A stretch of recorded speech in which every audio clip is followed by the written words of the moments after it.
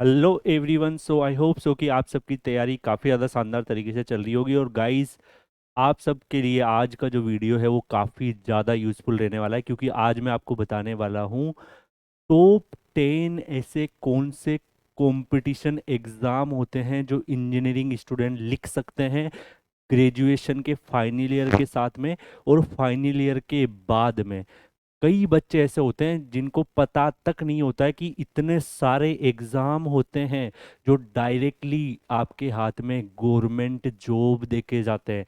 Direct आपके हाथ में जॉब होती है। और इन एग्जाम से क्या क्या होता है वो बात करेंगे हम इस वीडियो में, तो आप इस वीडियो को एंड तक देखेंगे। और सारे बच्चे वीडियो के कमेंट सेक्शन में इंफॉर्मेशन किंग लिखेंगे, क्योंकि आप लोगों को पता ही होगा कि मैं आप लोगों के लिए वेल रिसर्च कंटेंट लेके आता हूँ। और उसमें एक एक जो लाइन आप सुनोगे तो आपको अवेयरनेस होगी अपने करियर के रिगार्डिंग और एग्जाम्स के रिगार्डिंग।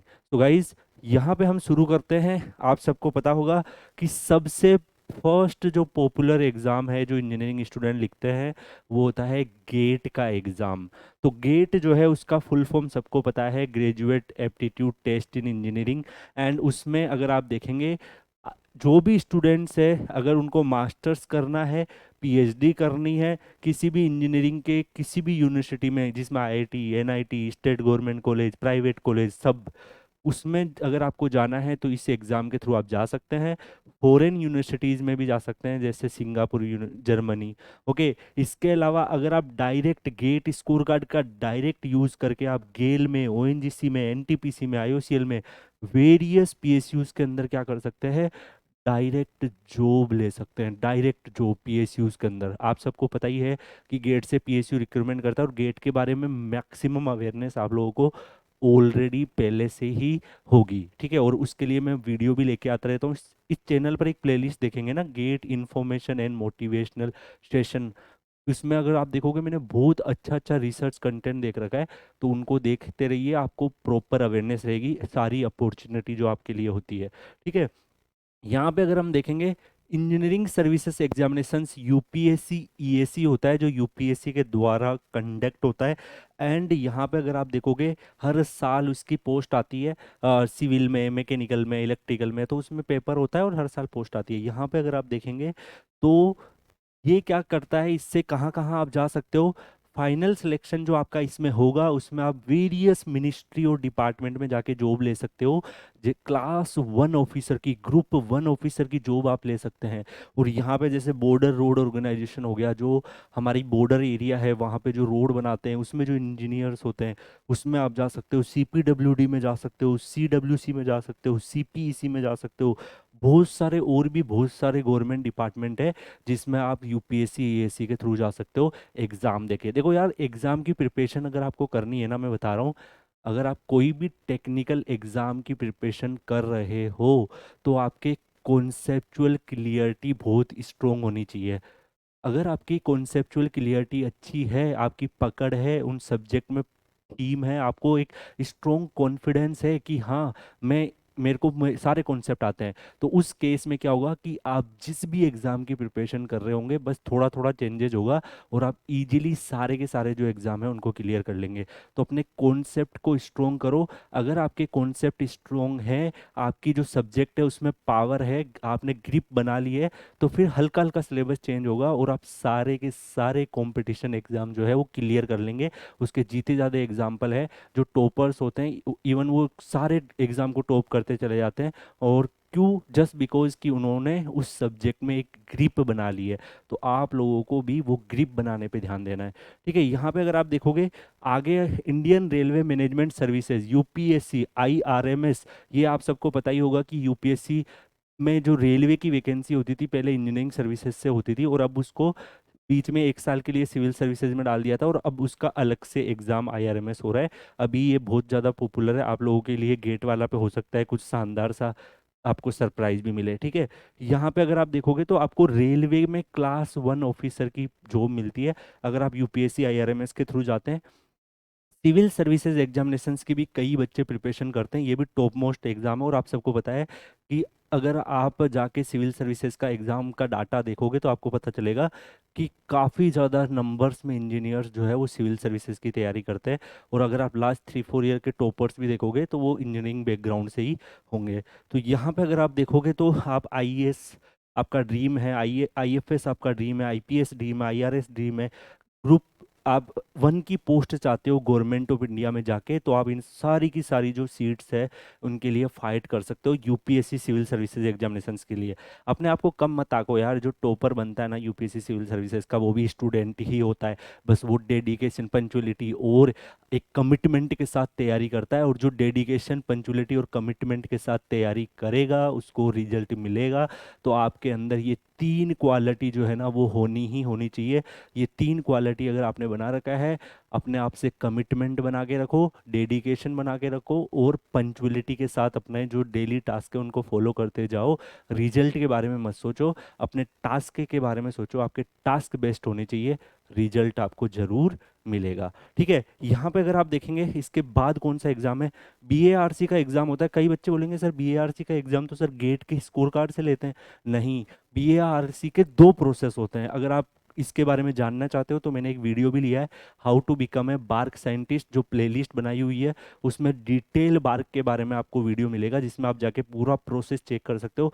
सेम इस चैनल पर एक प्लेलिस्ट है, गेट इन्फॉर्मेशन एंड मोटिवेशन, उसमें how to become a BARC scientist की पूरी डिटेल वीडियो है। इसमें आप सब जितनी भी जो अभी तक मैंने आपको बताई है उसमें आप क्लास 1 ऑफिसर बनते हो, मतलब आपका सैलरी रेंज जो है गवर्नमेंट के अकॉर्डिंग क्लास 1 में आता है, एंड सारे जो बेनिफिट है, हाउस अलाउंसेस, सारे उसी के अकॉर्डिंग आते हैं। यहाँ पे अगर आप देखोगे तो बार्क में भी आप जा सकते हो। इसके अलावा और कौन सा पॉपुलर एग्जाम है, इसरो में आप जा सकते हो। इसरो की वैकेंसी भी अभी निकली है, आप सबको पता है।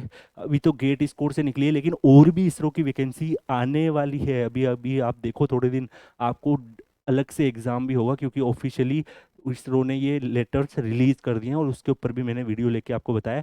इसरो की प्रिपरेशन कैसे करनी चाहिए उसके लिए भी सेम इस चैनल पर मैंने एक वीडियो लिया है, how to become a ISRO scientist, जिसमें डिटेल आपको प्रोसेस बताया है। तो आप जाके उस वीडियो को चेक करो, छोटी से छोटी और बड़ी से बड़ी इंफॉर्मेशन आपको इसमें मिलेगी। इसके बाद इसरो के बारे में तो आप सबको पता है, इसमें भी आप साइंटिस्ट की पोस्ट पे सेलेक्ट होते हो। ठीक है, इसके बाद और भी एग्जाम होते हैं जो बच्चों को पता नहीं होता, जैसे डीआरडीओ में आप साइंटिस्ट बनना चाहते हो तो डीआरडीओ के ऊपर भी मैं एक वीडियो लेके आऊंगा। बहुत जल्दी आपको डीआरडीओ में एक वीडियो मिलेगा। डीआरडीओ में अगर आप जाके देखोगे तो आपको पता चलेगा कि आप साइंटिस्ट बनते हो, इसमें भी क्लास 1 ऑफिसर बनते हो। डीआरडीओ का एग्जाम प्रोसेस क्या होता है, देखो कई बार क्या करता है, डीआरडीओ पूरा अलग ही एग्जाम कंडक्ट करवा लेता है। मतलब उसका पहले ऑब्जेक्टिव होगा, फिर उसके बाद सब्जेक्टिव होगा, जैसे यूपीएससी ईएससी होता है, और फिर इंटरव्यू होगा।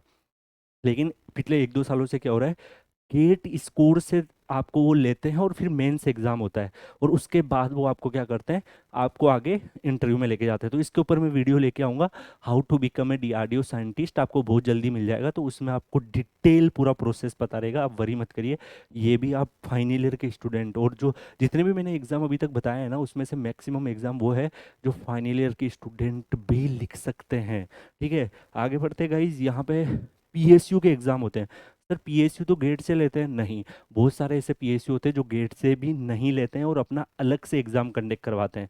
जैसे अगर आप देखोगे 2020 में सीआईएल ने अलग से एग्जाम लिया था, फिर गेट से भी लेने लग जाते, कई बार गेट से कई बार अलग से भी होते रहते हैं। मतलब हर साल अगर आप देखोगे 3-4 पीएसयू के एग्जाम तो आपको दिख ही जाएंगे। जैसे लास्ट इस साल एचपीसीएल का एग्जाम हुआ है, HPCL airport authority India AI का एग्जाम हुआ है। तो ये पीएसयू भी अपने अलग से भी एग्जाम कंडक्ट करते रहते हैं। ठीक है, यहाँ पे बीएमएल हो गया, बीडीएल हो गया, ओएएल हो गया, इन सब के एग्जामिनेशन होते रहते हैं। और इसमें भी आप क्लास 1 एग्जीक्यूटिव ऑफिसर भी जाते हो, कई बार हो सकता है आप क्लास 2 में भी चले जाओ। ठीक है, इसके बाद स्टेट में भी बहुत सारे इंजीनियरिंग से रिलेटेड एग्जाम होते हैं। आप जिस भी स्टेट से बिलोंग करते होंगे ना, आपको पता रहेगा। जैसे आप राजस्थान से बिलोंग करते हो तो राजस्थान एई जेई की वैकेंसी निकलेगी। अगर आप यूपी से बिलोंग करते हैं तो यूपीपीएससी की एई जेई की वैकेंसी निकलेगी। आपने देखा होगा पास्ट कपल ऑफ ईयर्स में सिविल में अभी कुछ दिन पहले अगर आपने देखा होगा तो 1000 तक वैकेंसी आ रखी है यूपीएससी में, 2021-22 2020 के आसपास। तो मल्टीपल नंबर ऑफ वैकेंसी दिखती है स्टेट एई जेई में भी। और salary range definitely definitely PSU वगैरह से कम रहता है, 30 40 50 की रेंज में रहता है, लेकिन गवर्नमेंट जॉब होती है सारे बेनिफिट्स के साथ। तो आप स्टेट एई जेई में भी जा सकते हो, और हर एक स्टेट में होती रहती है। आप किसी भी स्टेट में बिलोंग करते हो, इंजीनियरिंग की नीड हर जगह होती है, जो भी गवर्नमेंट इंफ्रास्ट्रक्चर है, प्रोजेक्ट है, तो ये वैकेंसी बैक टू बैक आती रहती है। ठीक है, तो आप इसमें भी तैयारी कर सकते हो, जैसे यूपीपीएससी एई हो गया, जीपीएससी गुजरात से रिलेटेड, यूके उत्तराखंड से रिलेटेड। ठीक है, आरआरबी जेई मतलब आपने देखा होगा रेलवे में भी अलग से जेई का एग्जाम होता रहता है। ठीक है, इसके बाद एसएससी जेई भी काफ़ी ज़्यादा पॉपुलर है। बहुत सारे इंजीनियरिंग स्टूडेंट जो होते हैं वो एसएससी जेई की प्रिपरेशन करते हैं। और देखो, जो मैंने आपको ऑर्डर लिया है ना, वो टफ से इजी तक लिया है। अगर आप देखोगे, सबसे tough gate, ESC, IRMS, CSC, वो सब होते हैं। फिर उसके बाद धीरे धीरे आप ये एई जेई, उससे थोड़ा आसान पड़ेगा, एसएससी जेई उससे भी ज़्यादा आसान पड़ेगा। तो धीरे धीरे इनका लेवल कम होता जा रहा है, एग्जाम का टफनेस लेवल कम होता जा रहा है।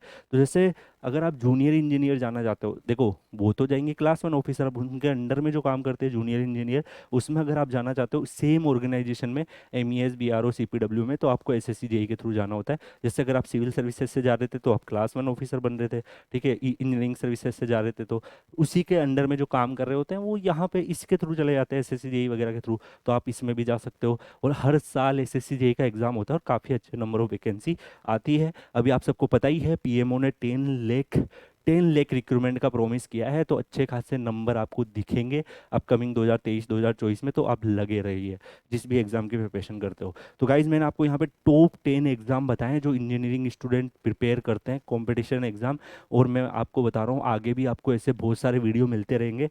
एंड डेफिनेटली गाइज, देखो मेरा मेन मोटो क्या होता है कि आप लोगों को मोटिवेट करना, आप लोगों को डायरेक्शन देना कि यार कैरियर अपॉर्चुनिटी बहुत है। हमारे ऊपर डिपेंड करता है कि हम एक्सक्यूज़ बनाते बनाते थक जाएं कि यार ये कुछ नहीं है, ये नहीं है, वो नहीं है। देखो जो है, जो रियलिटी है, अब आपको उसको एक्सेप्ट करके अपना तो 100% दो ना। अब जिस दिन आप ऐसा सोच लो कि मैंने अपना 100% दिया था, पूरी जान लगा दी थी, लेकिन वैकेंसी नहीं आई, इस वजह से मैं सिलेक्ट नहीं हुआ, तब मैं मानूंगा कि चलो ठीक है, आपके साथ इनजस्टिस हुआ है। लेकिन आप एक बात ये बताओ कि आप ये सोचो कि क्या आपने पूरा अपना 100% लगाया। आप अपने एक दिन को एनालाइज करके देखो कि क्या आप अपना पूरा 100% लगाया है आपने। अगर नहीं लगाया है तो पहले आपको अपना 100% लगाना चाहिए, उसके बाद सोचना चाहिए कि क्या वैकेंसी आ रही है, क्या नहीं आ रही है। जब 100% आप अपना लगा दोगे ना, तो मैं बता रहा हूँ जितनी भी वैकेंसी आ रही होगी ना, सारी क्लियर हो जाएगी। तो आपका ध्यान होना चाहिए अपना 100% एफर्ट्स लगाने का। तो गाइज, ऐसे ही आपको आगे भी बहुत सारे वीडियो मिलते रहेंगे। इस चैनल पर एक प्लेलिस्ट बनी हुई है, get information and motivation booster, जिसमें बहुत यूजफुल सेशन आप लोगों के लिए मैंने लिए हैं। मेरा नाम है कुलदीप सिंह राठौड़। हमेशा मैं वीडियो के एंड में ही नाम बताता हूँ, क्योंकि ये जो इन्फॉर्मेशन है ये आपका करियर हेल्प करेगी। मेरा नाम अगर आपको पता है ना पता है, उससे कोई फर्क नहीं पड़ता है। सो गाइज, मिलते हैं नेक्स्ट वीडियो में, तब तक के लिए good bye, thank you so much, take care and see you.